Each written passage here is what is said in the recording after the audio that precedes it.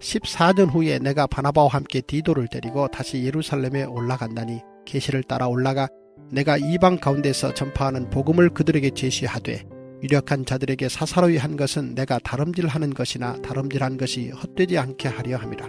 그러나 나와 함께 있는 헬라인 디도까지도 억지로 할례를 받게 하지 아니하였으니 이는 가만히 들어온 거짓 형제들 때문이라. 그들이 가만히 들어온 것은 그리스도 예수 안에서 우리가 가진 자유를 엿보고 우리를 종으로 삼고자 함이로되 그들에게 우리가 한시도 복종하지 아니하였으니 이는 복음의 진리가 항상 너희 가운데 있게 하려 함이라.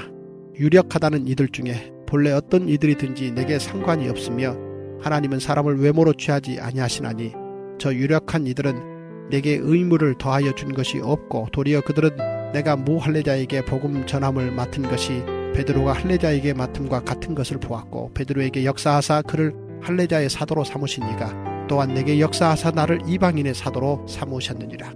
또 기둥같이 여기는 야고보와 게바와 요한도 내게 주신 은혜를 알므로 나와 바나바에게 친교의 악수를 하였으니 우리는 이방인에게로 그들은 할례자에게로 가게 하려 함이라.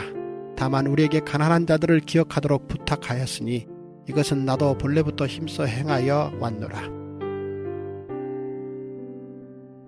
기도하겠습니다.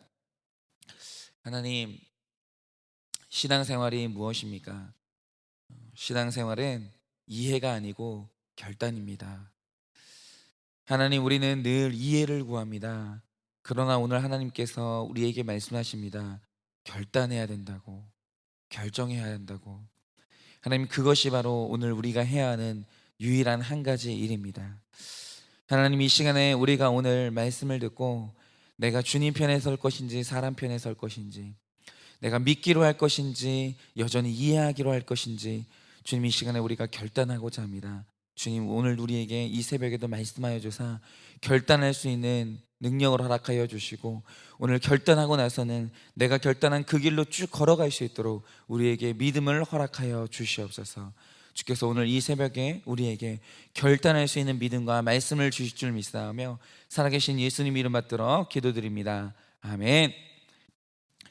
네, 오늘 말씀을 보시면 사도 바울이 대단히 중요한 역사적 사건 하나를 들고 나옵니다. 그러니까 오늘 이제 갈라디아 교회 성도들에게 믿음이냐 행위냐 이 얘기를 이제 하면서 내가 이렇게 말할 수밖에 없는, 그리고 내가 이렇게 자신 있게 말할 수 있는 굉장히 중요한 역사적 사건, 그리고 공적인 사건 하나를 들고 나옵니다. 1절을 보시면 바울 자신이 회심하고 14년 뒤입니다. 14년 뒤에 어떤 하나의 사건이 있었다는 거죠. 그게 뭐냐면 사도행전 15장에 나오는 1차 예루살렘 공의회에 관한 사도 바울의 이제 회상인데요. 이때 이제 사도행전 15장에 사도들이 그때 이제 당시에 예수님의 제자들인 사도들이 다 예루살렘으로 모였습니다. 그러니까 이 예루살렘으로 모인 이유가 뭐였었냐면 당시에 먼저 믿은 자들은 누구였냐? 유대인이면서 그리스도인이 된 자들이었어요. 근데 유대인이면서 그리스도인이 된 자들이 계속 주장했던 건 뭐냐면 믿으면 구원받는 게 아니라는 거예요. 우리는 지금 믿으면 구원받는다라고 생각을 하지만 1세기에 유대교를 믿다가 그리스도인이 된 사람들이 믿었던 게 뭐냐면 믿어야 구원받는 게 아니라 믿는 순간 가능성이 열린다는 거예요. 여러분, 지금 이 하나하나의 차이가 2000년 기독교 역사를 만들어 나갔던 굉장히 중요한 차이인데, 여러분 이거 하나하나를 정립해 나가는 과정이 살얼음판을 걷는 것 같았던 거예요. 믿으면 구원받는 게 아니라 믿는 순간 가능성이 열린다는 거예요. 그러면 이제 마지막으로 이들의 이제 구원을 확정해 주는 게 뭐냐면 믿으면 가능성이 열리는데 믿고 할례도 행해야 구원이 확정된다라는 거예요. 그러니까 네 몸에 표시가 있어야 된다는 거예요. 하나님이 원하시는 뭔가를 해야 된다는 거예요. 그런데 이게 왜 역사적인 논쟁이냐면 결국 이게 아주 간단한 외과 수술의 결정인 것 같잖아요. 그런데 이 이면에 숨어있는 굉장히 무서운 주장이 있는 겁니다. 자, 이거죠. 사람이 구원, 즉 하나님의 자녀가 되려면 하나님이 하신 일 가지고는 충분하지 않은 거예요. 하나님이 하신 이 일에 사람이 하는 일이 더해져야 완성이 된다는 거예요. 그리고 사람이 그 역할을 감당하는 데 성공하지 못하거나, 하나님은 다 하셨기 때문에, 하나님은 자기의 해야 될 일을 다 하셨고, 하나님은 자기의 해야 될 일을 성공하셨기 때문에 이제 남아있는 사람이 그 역할을 감당하는데 성공하지 못하거나 하나라도 조금이라도 부족하게 행하면 믿음이 있어도 하나님의 자녀가 되지 못한다는 겁니다. 그래서 오늘 주제인 할례를 받냐 안 받냐는 아무것도 아닌 주제 같지만, 사실 이 결정 하나로 만약에 이 회의에서 결정이 딱 났다, 어떤 결정이 나든 간에 중요한 것은 뭐냐면 이때부터 기독교라는 종교의 성격이 달라지는 거예요. 완전히 달라지는 거예요. 그러니까 할례 받아도 돼, 할례 받지 않아도 돼, 아무것도 아닌 말 같죠. 그냥 외과 수술 같은 거예요. 그리고 여러분, 할례 받아야 된다, 할례 받지 말아야 된다라고 할 때 어떤 말이 더 매력적인 것 같으세요? 여러분 아시는지 모르겠지만 무릇 종교는 뺄 때보다 더할 때도 매력적이에요. 배척할 때보다 수용할 때 더 매력적이에요. 그래서 사실은 오늘 이 결정을 할 때 사도들이 이런 거죠. 아니, 예수도 믿고 정결 예식도 지키자는데 뭐가 문제냐고. 아니, 예수도 믿고, 아니 거기에다가 예수님 구약시대 내내 지켜왔던 할례도 하자는데 그게 뭐가 문제냐고. 그냥 합시다, 이렇게 말할 수도 있는 거예요. 그런데 여러분, 이 결정이 아무것도 아닌 것 같아도 여기서 하냐 하지 말아, 해야 되냐 하지 않아도 되냐라는 이 결정은 기독교의 지형 자체를 바꿔버리는 거예요. 즉 여기서 할례를 안 받아도 믿음으로 충분하다고 선언하게 되면 우리 구원은 100% 하나님의 은혜가 되고 하나님의 일이 돼요. 그런데 여기서 아무리 믿어도 당신이 할례를 받아야 하나님의 자녀가 된다고 하면 구원은 100% 사람의 일이 돼요. 이게 공식이 그렇게 되는 거예요. 그런데 이 차이가 왜 무섭냐? 구원이 100% 하나님의 일이 되면, 사람이 택자로 선택받는 순간 구원은 100% 실패할 수가 없어요. 하나님은 변하지 않는 분이고 하나님은 전능하신 분이기 때문에 그에게 맡겨진 하나님의 일이 되어버린 우리 구원은 실패할 수가 없게 되는 일이 되는 거예요. 너무너무 안전해지는 거예요. 그래서 구원이 하나님의 일이 되는 순간 우리는 내 구원이 실패할지도 모른다라는, 내가 하나님의 자녀일 수도 있고 아닐 수도 있다라는 이 두려움에서 완벽하게 자유해지는 거예요. 완벽하게. 그런데 구원이 사람의 일이 되는 순간 모든 기독교인들의 신앙생활은 그 자체로 무시무시한 짐이 되는 거예요. 이런 거죠. 오늘 이제 예배를 드렸다고 하죠. 예배를 드리고 딱 나는데 내가 오늘 예배 드렸나 잘? 혹시 한순간이라도 딴 생각하지 않았나? 내가 잠깐이라도 졸지 않았나? 이거를 계속 점검해야 돼요. 하나부터 열까지. 그러니까 예배가 편안한 마음으로 들어오는 게 아니고, 예배가 기쁨과 즐거움이 아니고 하나님이 오늘 나에게 어떤 은혜를 주실까, 이거에 대한 기대감으로 예배를 하는 게 아니고, 내가 오늘 뭐 실수했지? 내가 오늘 완전한 예배를 드렸나? 내가 혹시 안 한 거 있지 않나? 계속 이거를 점검해야 되는 무시무시한 짐이 되는 거예요. 왜요? 내가 하나라도 안 하는 순간 내 구원이 좌절되거든요. 순식간에 우리 구원은 한치 앞을 볼 수 없는 안개 속으로 들어가는 거예요. 그런데 저는 개인적으로 이 불안해진다는, 그러니까 구원이 우리 일이 될 때 불안해진다는 표현은 적절하지 않다고 생각합니다. 그는 구원이 우리의 일이 될 때 구원은 100% 실패해요. 왜 그러냐면 일단 저는 제 힘으로 구원을 받을 수가 없거든요. 예를 들어서 이런 거예요. 뭐냐면, 뭐 그럴 수 있죠. 제가 이제 정신이 깨 있을 때는 저의 힘으로 저의 교양을 지킬 수 있다고 하죠. 근데 중요한 것은 뭐냐면, 여러분은 꿈도 제어할 수 있으십니까? 여러분은 여러분의 꿈을 제어할 수 있으십니까? 그런데 저는 가끔가다 잠을 자고 꿈을 꾸잖아요. 끔찍한 꿈을 꿀 때가 있어요. 제가 꿈속에서 진짜 사람을 죽이는 꿈을 꾸기도 하고요. 사람을 배신하는 꿈을 꾸기도 하고, 저도 모르는 사이에 무의식 가운데서 저는 죄를 너무 많이 져요. 제가 통제할 수 없는 영역에서 제가 죄를 짓는단 말이에요. 저는요, 제 힘으로 구원을 못 받아요. 저는 제 의지로 저 자신을 지킬 자신이 없어요. 여러분, 앞으로 지을 죄 말고요, 지금까지 제가 지은 죄를 생각해도 저는 이미 구원을 못 받을 사람이에요. 그러므로 할례를 받냐 안 받냐, 그러니까 이 구원을 나에게 맡길 것이냐 하나님에게 맡길 것이냐, 여러분 이 1세기 회의는 그래서 구속사 안에서 가장 중요한 결정이었던 거예요. 여러분, 그러면 이 사도 바울이 이 회의를 언급한 이유가 있어요. 그게 뭐냐, 그럼 사도들은 이 1세기 이 1차 예루살렘 공회에서 어떤 결정을 내렸을까요? 여러분, 이들이 예수님의 사도들이 쭉 회의를 했어요. 그리고 우리에게 일어난 일들을 한번 다시 간증을 해봤어요. 그리고 예수님이 우리에게 직접 가르쳐줬던 그 가르침을 한번 쭉 다시 한번 되돌아봤어요.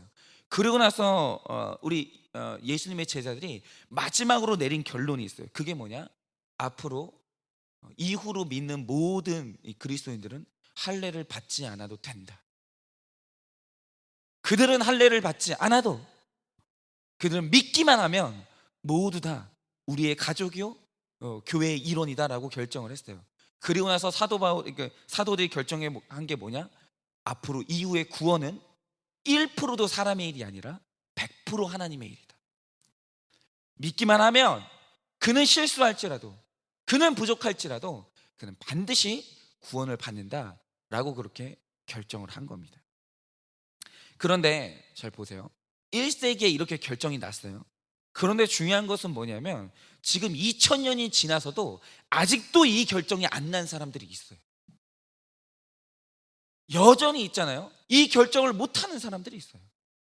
하나님을 믿는데도 불구하고 자꾸 불안한 사람들이 있어요. 자꾸 있잖아요. 내가 할례를 행해야 내가 구원받을 것 같은 불안한 가운데 여전히 결정이 안 난 사람들이 있다라는 거예요. 내 구원에 대한 확신이 없는 사람들이 있어요. 그런데 그 근거가 뭐냐, 목사님, 제가 가끔 이제 전도를 해보면 이래요. 예전에 예수님을 믿었었다라는 거예요. 그런데 그러면 교회 나오시라고, 왜 교회를 안 다니시냐고. 그러면 이분이 하시는 말씀이 이거예요. 목사님, 제가 죄를 너무 많이 지어가지고 이 상태로는 교회를 갈 수가 없다라는 거예요. 목사님, 제가 술 끊고 담배 끊고 제가 조금 삶이 괜찮아지면 그때 교회를 나가겠다라는 거예요. 여러분, 이게 뭔지 아십니까? 이게 바로 여전히 할례냐 믿음이냐 결정이 안 난 거예요. 2000년 전에 이미 예수님의 사도들은 할례가 아니라 믿음이라고 결정을 했거든요. 네가 부족해도 믿으면 너는 하나님의 자녀라고 말을 해줬거든요. 그런데 여전히 이게 결정이 안 나는 거예요. 여러분, 그래서 오늘 말씀드린 게 뭔지 아십니까? 신앙생활은 결정이에요. 결단하셔야 돼요. 내가 믿음에 의지할 거냐 나의 할례에 의지할 거냐, 이거를 결정을 하셔야 되는 문제예요. 여러분, 제가 어릴 때 진짜 되게 고민했던 게 뭐냐면, 그때가 7살 때였을 거예요. 7살 때인데, 근데 도대체 어릴 때 우리 어른들은 그런 농담을 왜 하는 겁니까?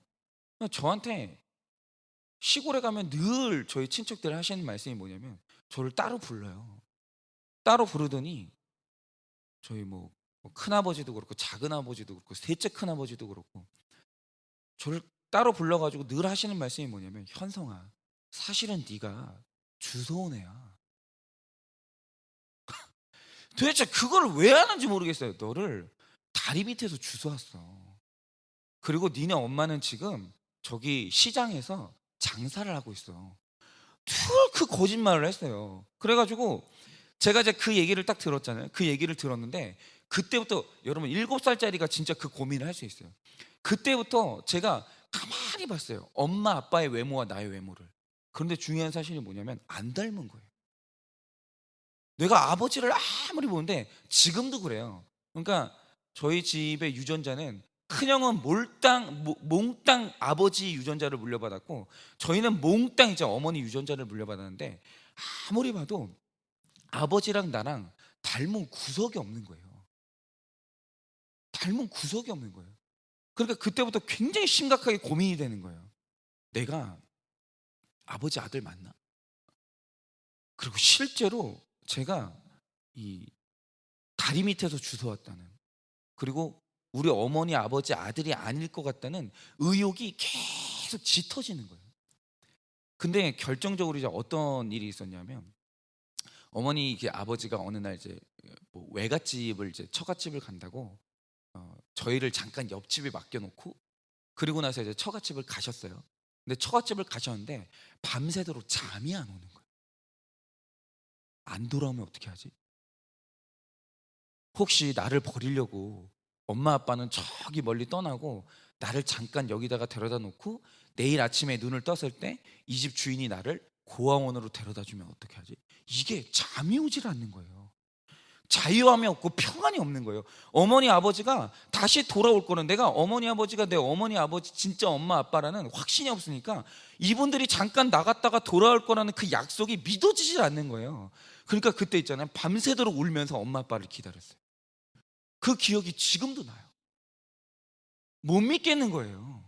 그러다가 이제 결국 어머니 아버지가 이제 돌아오긴 했는데, 근데 이제 중요한 사실은 이거죠. 뭐냐면, 그렇게 이제 하다가 두려움에 떨다가 어느 날 제가 결단을 한 게 있어요. 그게 뭐냐면 이거죠.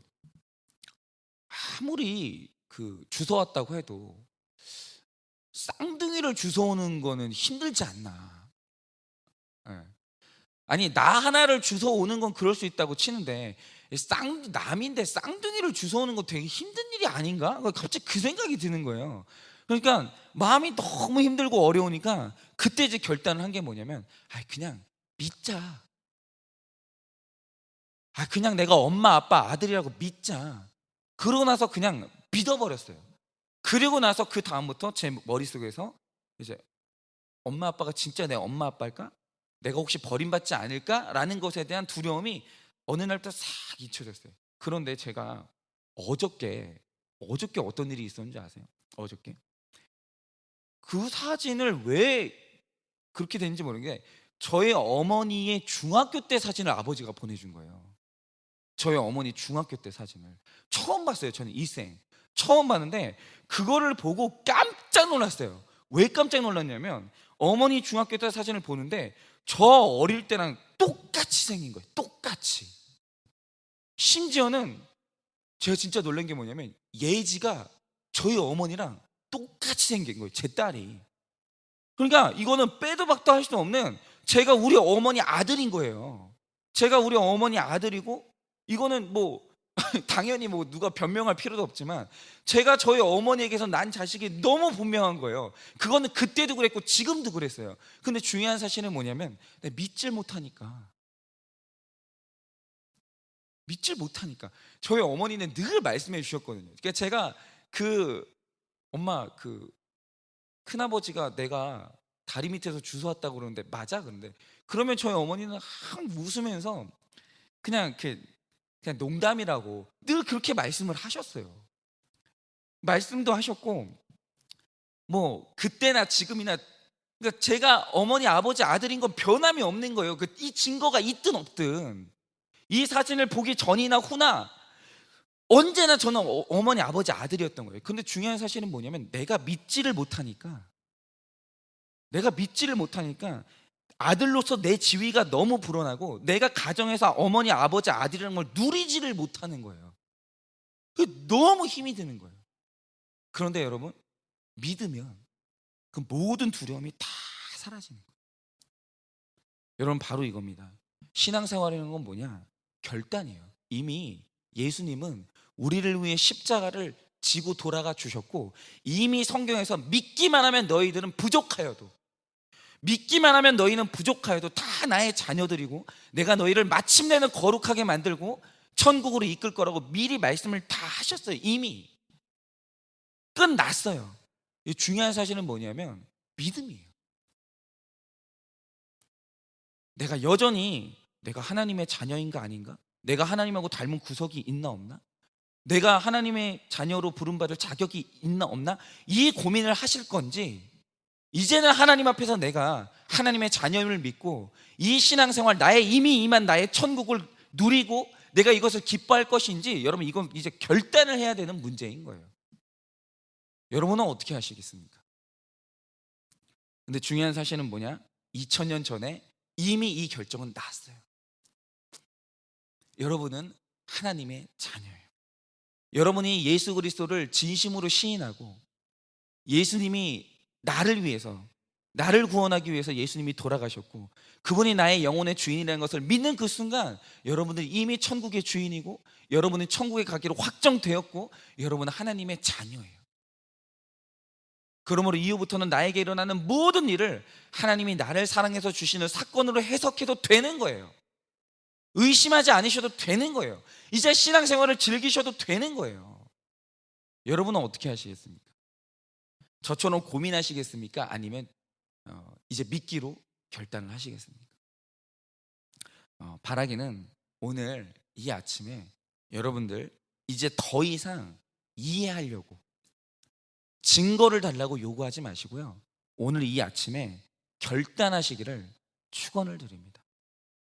내가 하나님의 자녀이고 이 사실은 절대로 변할 수 없는 사실이고 나는 이제 오늘 죽어도, 오늘 이 문 밖을 나가서 내가 불의의 사고로 내가 오늘 생을 끝나게 된다 할지라도 내가 잠깐 눈을 감았다 뜰 곳은 천국 한복판이라는 그 사실에 대해서 여러분 오늘 이 아침에 믿으시기를 바랍니다. 결단이에요. 그럴 때 오늘 우리 신앙생활이 달라지고 오늘 우리 하나님이 이미 임한 하나님의 나라가 오늘 우리가 그 나라 안에서 기쁨과 사랑과 확신을 누리게 될지를 예수님의 이름으로 축원을 드립니다.